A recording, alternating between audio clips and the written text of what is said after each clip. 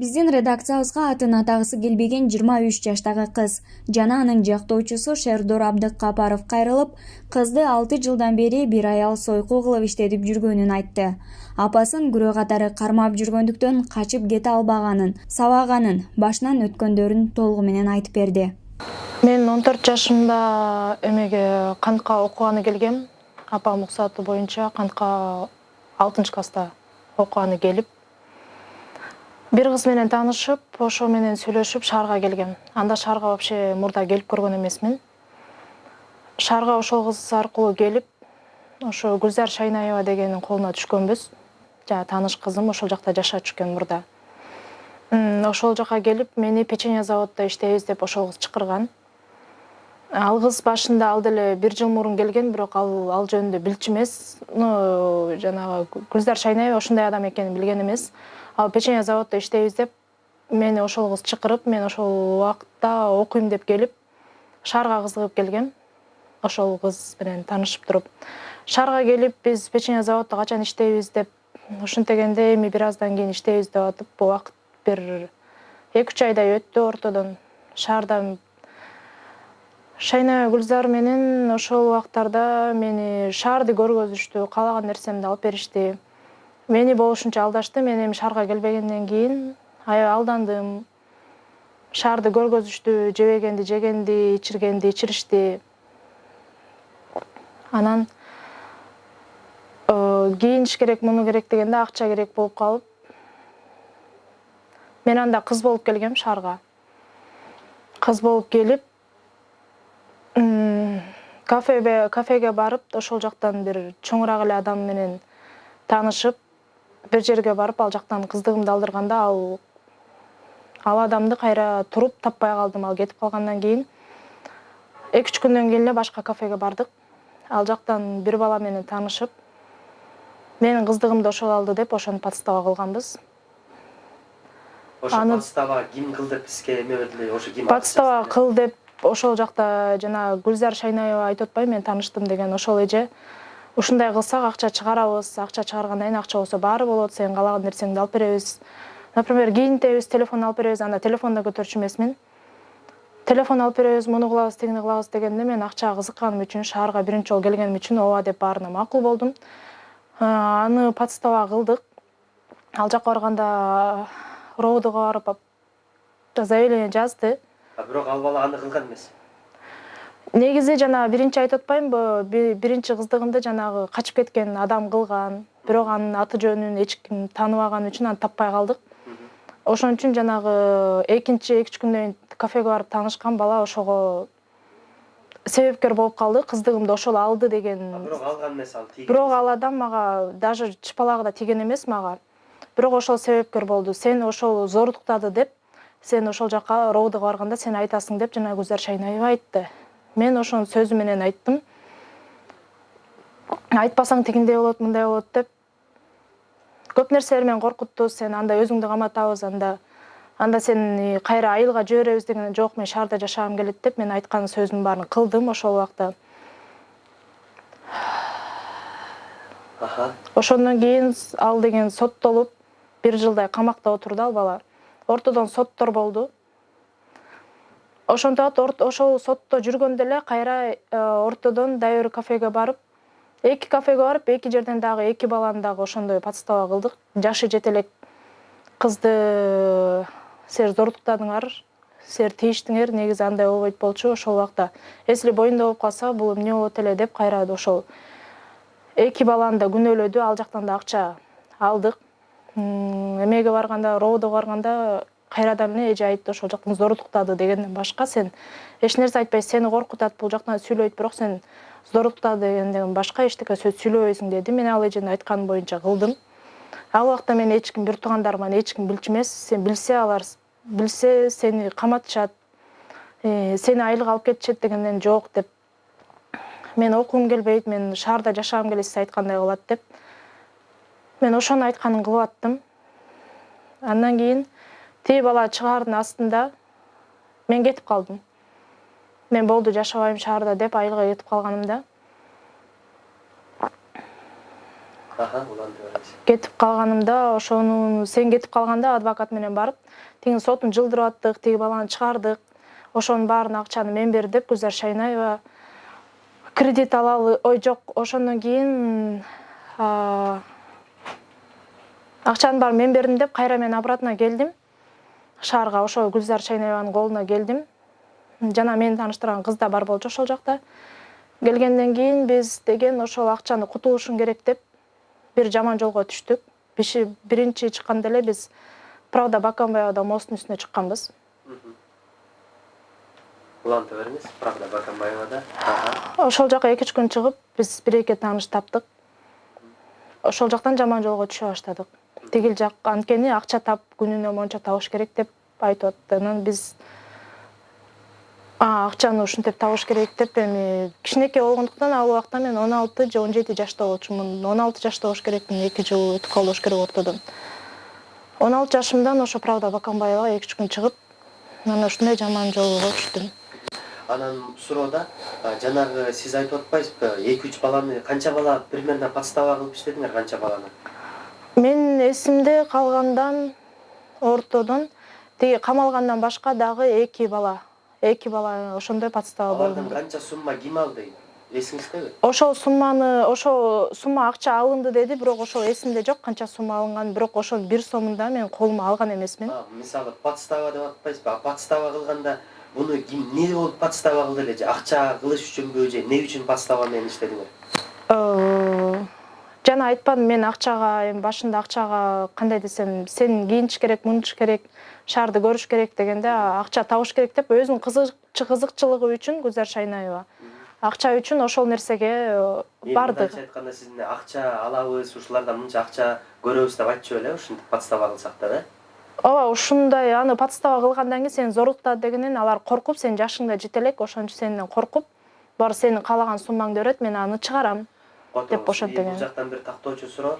Арызды ким жазчу эле ошол моментте, тиги балдардын үстүнө? Ошол моментте мен жашым жетпегенге байланыштуу, мен арыз жазганды да билчү эмесмин, арыз эмне экенин да билчү эмесмин, рообу эмне экенин да билчү эмесмин. Ошол убакта Гүлзар Шайнаева деген аял барып, ошол жака заявление жазчу. Менин деген эжемдин кызы деп, Гүлзар Шайнаева мени таэже деп айтып кой деген. Мен Гүлзар Шайнаеваны таэже дечимин. Мен эжелерими айтпай туруп, ушул жактан ызы-чуу кылбай эле бүтүрөлү, монча сумма бергиле. Биз дагы бул жактан заявлениени алалы деп тиги балары коркутуп, канчалаган суммаларды эсимде жок, канча сумма алган, бирок ал суммаларды алып, канча сумма алган эсимде жок, колума алган жокмун ал суммаларды. Бирок бизди кийинтип, тигин алып берип, муну алып берип, бизди кийим менен, тамак аш менен алдады. Сиз мисалы канча жыл өттү, ушу айтпай атып, ушунча азыр айтканга эмне тоскоол болду бул жака? Мен ошону айтып атпайм, жа Правда Бакамбаевага чыгып, ушунча жылдан бери иштедик. Ошо акча кээде ошо жумуштан акча таппай калганымда. Мурун кийин айткан жоксуз дейм да, ушуларды мисалы укук коргоо органдарына же бизге, мына журналисттерге.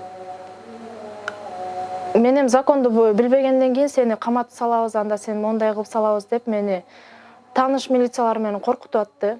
Коркутчу экен да сизди. Коркутуп мени деген күнүгө сабачы. Бетимен бери ушундай болуп көбөлөчү, мен эч кимисине билгизчү эмесмин, эже өзүмдүн бир туугандарыма. Жөн эле жерге жаткызып алып тепкилегенге чейин барган. Ошончо жылдан бери даже мен үйүнөн чыкпай, өзүмдүн үйүмө оокат кылып жүрчүмүн. Мени коркуткан үчүн, может, коркконум үчүн азыркыга чейин корком. Азыркы жашыма чейин 23-кө чыгып калдым, азыркы жашыма чейин корком. Корккон үчүн ошонун айтканын баарын кылдым болуш керек деп ойлойм азыркыга чейин. Бул Гүлзар Шайнаева деген бул өзү ким, эмне кылып иштейт, бул кандай описывать этип бересиз, бул эмне?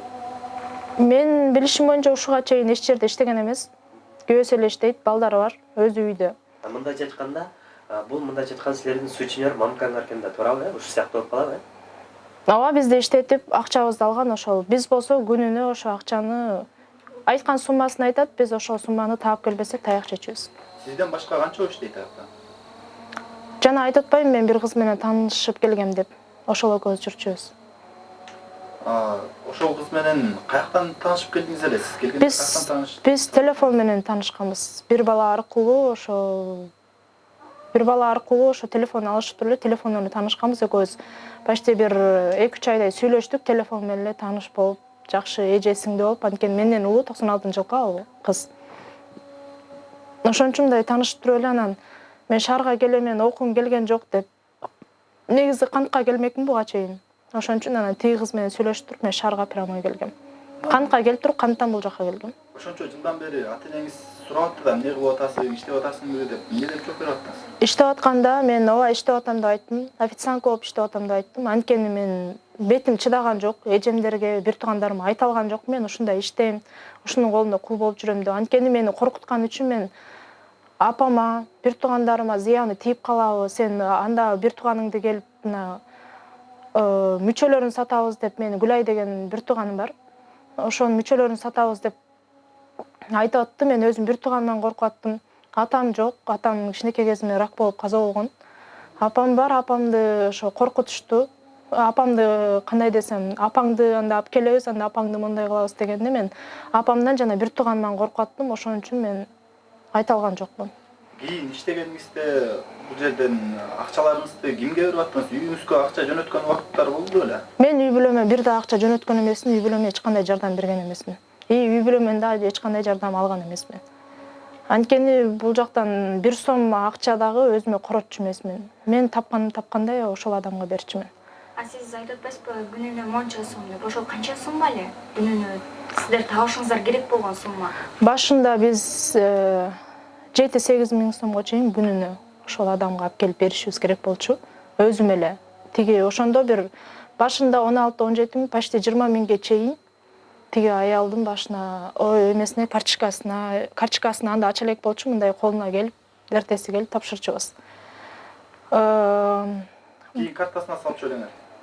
Могу ушул жылдан баштап, ушул жок 2 жыл болуп калды, картасына салып калдык. Сизде ошол реквизиттер барбы? Мисалы үчүн картасынын номери же чек квитанция сыяктуу? Мен акыркы салганым бир эле квитанциям бар, анткени ага чейинкилерди мен чогултуп жүргөнүмдө, апама каттырып жүргөнүмдө өрттөттүр салган.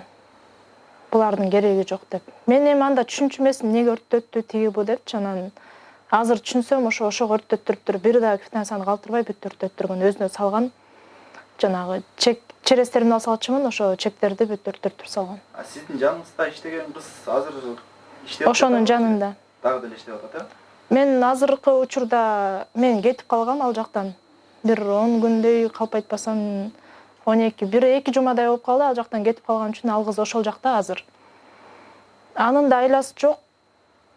Ал да ошонун сөзүн сүйлөп, ошонун жанында ал эмне десе, ошону аткарып коюп азыр турат. А мен уже чыдабай калганыман, уже эмне кыларымды билбей, уже кордуктан, уже мындай үй түрмөдө тургандай эле болдум. Элементарный өзүм бир туугандарым келсе, ошолор менен спокойно жолуга албайм. Классташтарыма кыздар менен жолуктурбайт. Мындай өзүнчө барып, бирөөнө барып жолукпайм. Магазинге чыкканда да эмне кечке жоголдуң, каякта жүрдүң деп элементарно ошо магазинге араң чыкчумун.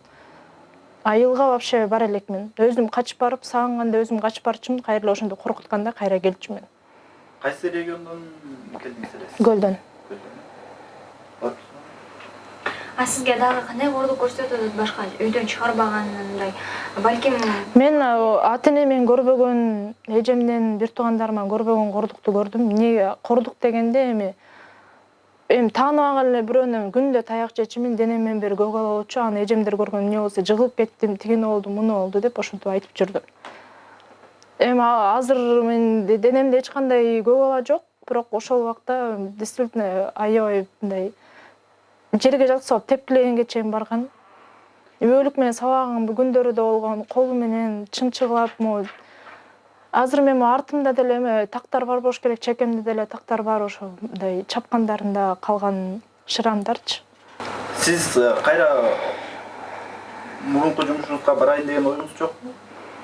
Азыр эч кандай оюм жок. Мен биротого кеттиңиз, жок, биротого кетейин деп атам, анткени ага чейин азыр мен апам деген мен ордума мага көп сумманы сен карыз болдуң деп туруп, мен апамды алып келип алган. Апам кызы үчүн, мен үчүн. Ушул жакта 2 жылдан бери ошол аял менен мен менен чогуу жашап атат. Апам азыр мен ордума кандай десем, мага кордук көргөзгөн жок, ал эч нерсе кылган жок, бирок залог катары ошонун үйүндө. Демек азыр апаңыз дагы Апам дагы азыр ошон сизден ошо иштеп аткан. менин эч кандай иштегенимди билбейт. Мен азыр айтып аткандай эле мен официант болуп иштейм деп айткам апама. Мен эч кандай азыр менин жашоомду мен апама айта алган жокмун. Айтып атпайм атам жок деп. Жана апам приступ кармап өзү ооруйт. Мен ошон үчүн апама эч кандай айта алган жокмун. Апаңызга эмне деп алып келип алды ал? Канча Сен карыз болдуң, мен карыз болдум деп мени карыз башыма үйүп койду. Если сен ушул жактан качып же карыздарды ушул мен айткан сумманы күнүнө таап келбесең, анда апаңа зыяны тиет. Жанагы менден кийинки орлуу сиңдим бар, ошого зыян тиет. Анда мүчөлөрүн сатабыз алып келип туруп.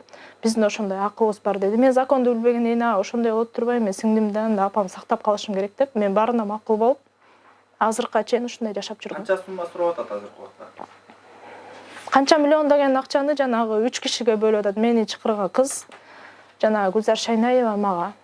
Бирок ал суммаларды мен законду билбейм деп атпаймынбы? Анан азыр Кудай буйрса ошо закон менен тааныштым. Мени колдогон бир тууганым болду, бир адам. Ошол аркылуу мен азыр сотко кайрылды, заявление жазайын деп атам. Адвокаттар менен сүйлөштүм. Мен законду түшүндүм, законду уктум. Коргоо болот экен.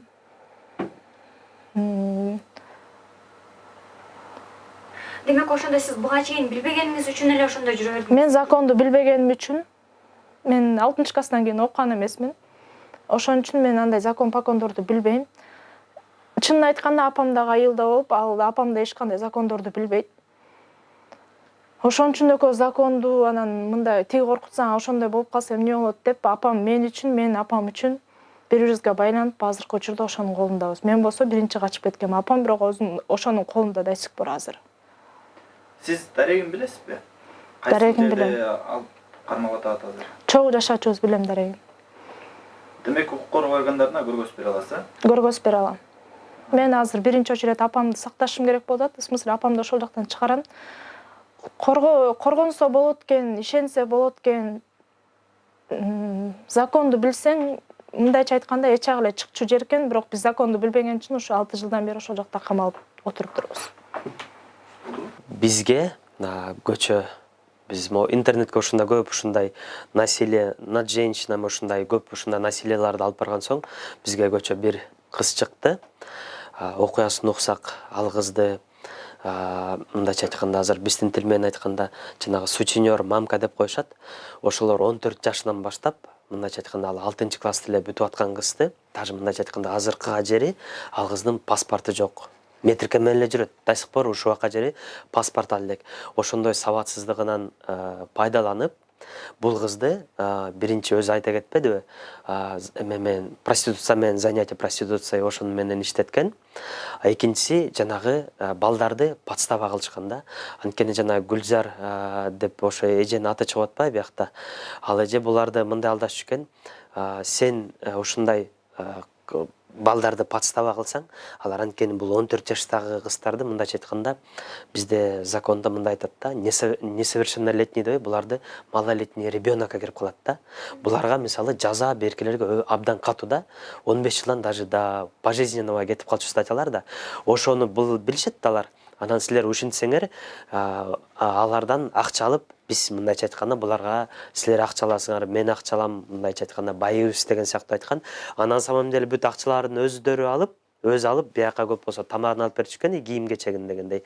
Анан мына өзү айткандай бир иш Ленинский районунда болуптур, Ленинский ровдда. Ошо подстава кылган бала, ал подстава кылынган бала, ал мына өзү дагы айтып атат. Колу дагы тийбептир бул кызгачы, колу дагы тийген эмес, бирок ошо Гүлзар эже кызды уговорить, давай колу тийген деп биз өзү дагы айтты. Даже следователь ошону байкап калыптыр. Сен биякта сени бирөө коркутуп атат, подстава эле кылып атасың, точносын айтчы дегенде, тие эже бул кызды коркутуп, болбо жок ошондо до конца турар, болбосо мындай кылам, тиндей кылам деп айтып, анан бул кыз ошо боюнча даже ошол моментте следователь билиптир да, ошо подстава чекишиптир. Анан ошо бирөөсү ошо Ленинский ровдда болуптур. Анан биз ошо жаранга дагы кайрыла кетет элек, ошо Гүлзар деген эже ошо арыз жазып атат да. Бул кыз анткени өзү 14 жашта болсо, 15 жашта болсо, анткени бул өзү арыз жаза албайт. Паспорту да жок болсо, окубаса дагы эч нерсе билбейт мындайча айтканда. Анан ошо бала өзү көрүп турса, мына бизге чыксын, бизге чыкса, мына ошо эженин Кудайым буйрса үстүнөн чогуу арыз жасасыңар. Дагы 2-3 бала, дагы жабырлануучу 2-3 бала бар экен. Ал 2-3 бала дагы бизге чыкса, анан биз дагы жолдорун көргөзүп, Кудайым буйрса, мындайча айтканда, мыйзамсыз кылган иштерине тиги Гүлзар эже жооп берет. Ошо Гүлзар аттуу айылдын үстүнөн кайсы статьяда иш козголот? Кайсы статьяда иш козголот? Негизи бул вовлечение, орусча менде жазык кодекс орусча экен, вовлечение занятия проституцией деп айтылат. И анан бул мисалы экинчи эмеси в отношении ребенка деп. Ошо пока эме следствие көргөзөт, пока ушу статьялар менен козголот, бул деле мисалы тяжкое преступление кирип калат, 5 жылдан 10 жылга жери депчи. Анан эми дагы жанагы берки статьялар менен задача ложное показание деген бар, ложный донос. Ошолор менен дагы кээде тилер дагы арыз жазса, и бул дагы эпизод. Может дагы андан башка дагы может биз көрүп отурган ошо кыздар бар, кордонуп ушундай кор болуп жүргөндөрчү. Ошолор деле мына бизге чыгып, эгер мына сиздерге да чыкса, бизге да чыкса, анан ушинтип коркпогула, арыз жазгыла, кайрылгыла, Кудайым буйрса колдон келишинче жардам беребиз.